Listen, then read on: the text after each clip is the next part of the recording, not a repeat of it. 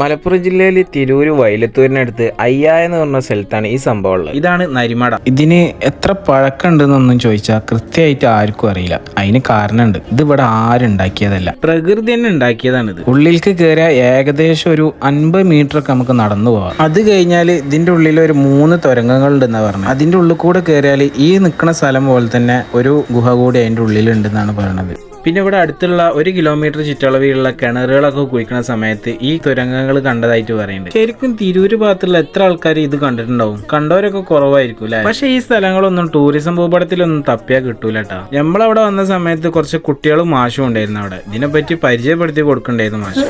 ഇത്ര വലിയൊരു സംഭവം ഉണ്ടെന്ന് മനസ്സിലായിരുന്നോ? തൊട്ടടുത്തല്ലേ? അപ്പൊ ഇത് നരിമട എന്നറിയപ്പെടുന്നതാണ്.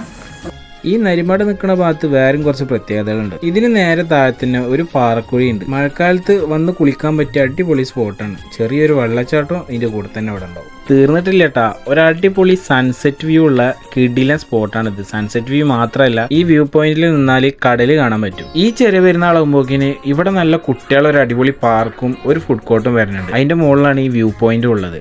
വൈകുന്നേരങ്ങളിൽ സൺസെറ്റിന്റെ ഭംഗി ആസ്വദിച്ച് ഫുഡ് കഴിക്കാനുള്ള ഒരു സെറ്റപ്പിലാണ് ഈ ബിൽഡിംഗ് ഉണ്ടാക്കിയിട്ടുള്ളത്.